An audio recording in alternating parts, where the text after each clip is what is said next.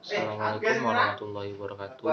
Yang terhormat kepada Ibu Anggun Okta Fitri, MM selaku dosen pengampu mata kuliah operasional perbankan syariah dan teman-temanku sekalian yang saya sayangi. Di sini kami dari kelompok 1 akan mempresentasikan hasil diskusi kami mengenai perbedaan antara bank syariah dengan bank konvensional. Sebelum itu saya akan mengenalkan nama-nama anggota kelompok kami. Ini yang pertama Abdullah Jaksa sebagai pemateri pertama. Yang kedua Abdullah Umar sebagai pemateri kedua. Kemudian ada Adelia Arianti sebagai pemateri 3 dan Adelia Umar sebagai pemateri keempat. Langsung saja kepada pemateri pertama. Yang pertama, akad dan aspek legalitas. Secara bahasa, akad atau perjanjian digunakan untuk banyak arti yang keseluruhannya kembali kepada bentuk ikatan atau penghubungan terhadap dua hal. Sementara akad menurut istilah adalah keterikatan keinginan diri dengan sesuatu yang lain dengan cara yang memunculkan adanya komitmen tertentu yang disyariatkan. Akad dilakukan dalam bank syariah dibuat secara tertulis di hadapan dan diketahui oleh notaris dengan syarat-syarat yang telah ditentukan oleh bank, serta memiliki konsekuensi duniawi dan ukhrawi karena akad yang dilakukan berdasarkan hukum Islam. Akad yang sesuai dengan bank syariah yaitu bagi hasil, sedangkan bank konvensional memberikan pinjaman dan menerima berupa bunga dan menjalankan aktivitas usahanya. Transaksi atas barang dan jasa yang ditawarkan oleh bank hanya menggunakan hukum positif, tanpa adanya hukum yang berlandaskan prinsip syariat Islam.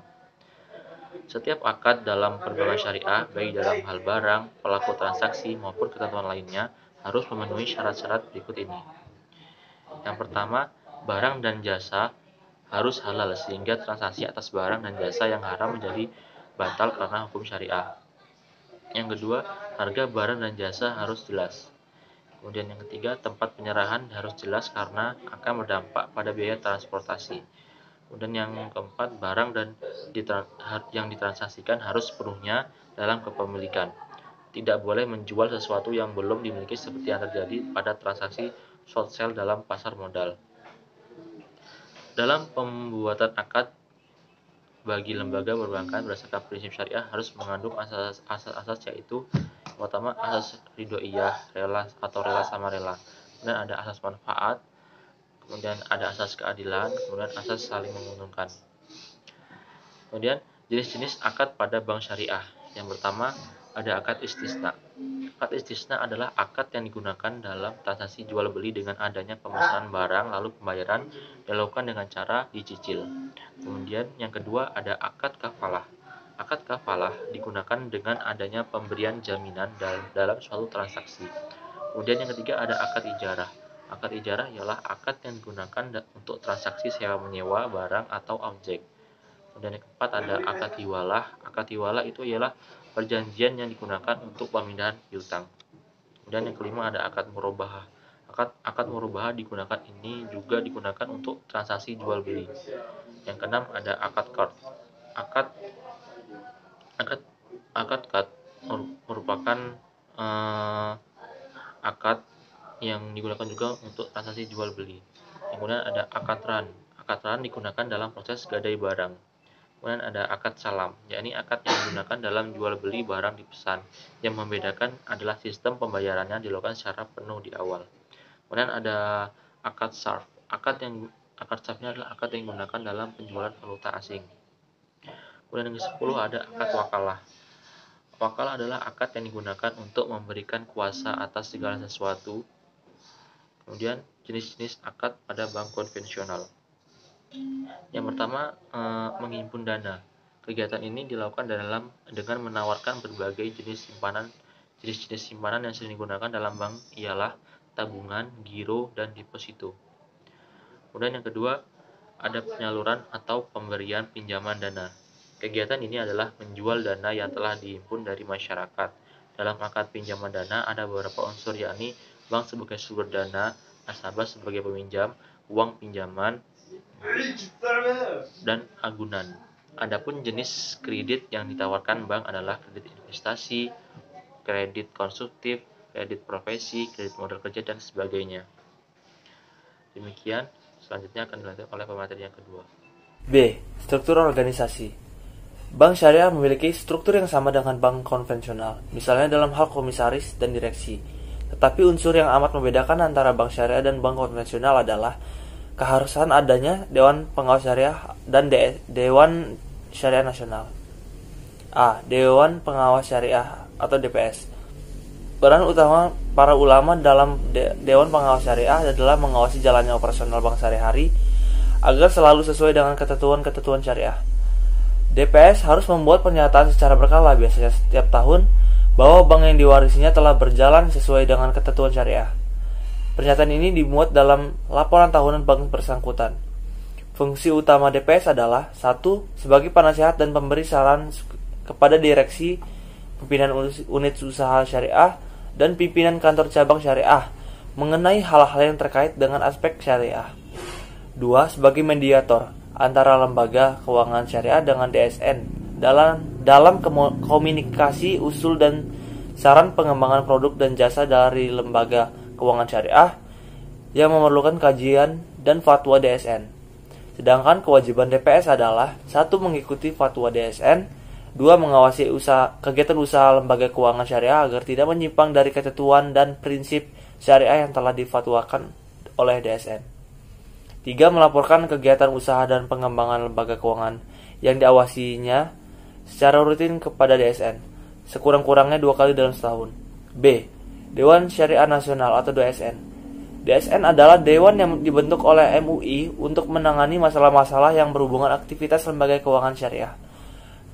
Dewan Syariah Nasional adalah badan yang ada di lembaga keuangan syariah dan bertugas mengawasi melaksanakan keputusan Dewan Syariah Nasional di lembaga keuangan syariah.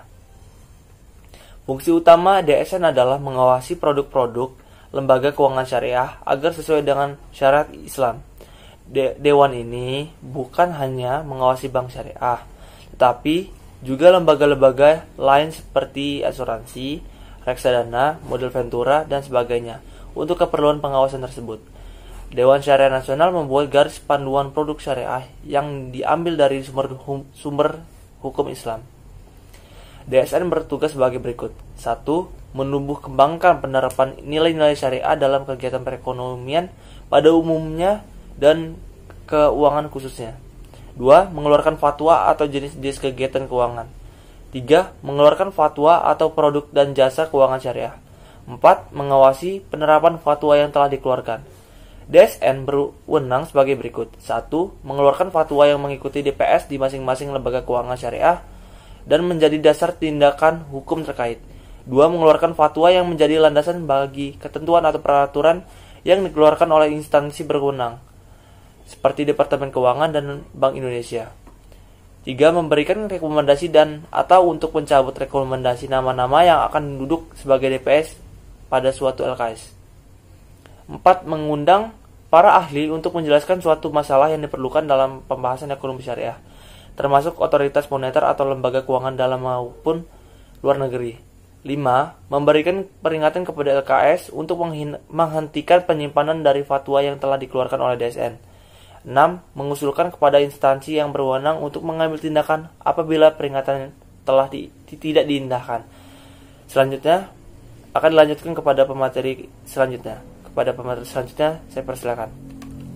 Assalamualaikum warahmatullahi wabarakatuh. Perkenalkan, nama saya Adelia Arianti sebagai pemateri ketiga. Untuk materi yang selanjutnya yang akan saya sampaikan yaitu bisnis dan usaha yang dibiayai. Dalam bank syariah, bisnis atau usaha yang dilaksanakan tidak terlepas dalam kriteria syariah. Hal tersebut menyebabkan bank syariah tidak akan mungkin membiayai usaha yang mengandung unsur-unsur yang diharamkan.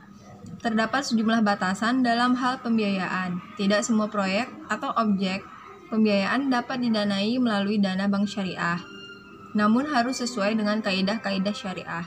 Oleh karena itu, dalam perbankan syariah, suatu pembiayaan tidak akan disetujui sebelum dipastikan beberapa hal pokok. Di antaranya adalah sebagai berikut. Apakah objek dari pembiayaan tersebut halal atau haram? Apakah proyek menimbulkan kemudaratan untuk masyarakat?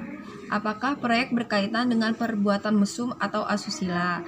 Apakah proyek tersebut berkaitan dengan perjudian?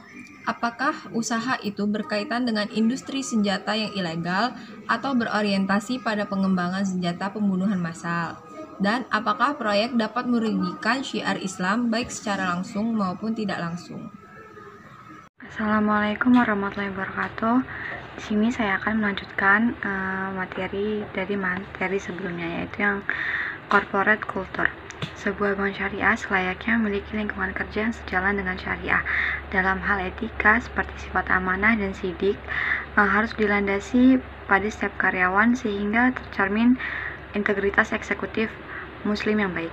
Selain itu, karyawan bank syariah harus memiliki skillful dan profesionalisme atau fatonah dan mampu melakukan tugas secara bekerja sama, di mana informasi merata di dalam seluruh sistem fungsional organisasi atau tablik. Demikian juga pada reward dan punishment, di mana perlu prinsip keadilan yang sesuai dengan syariah.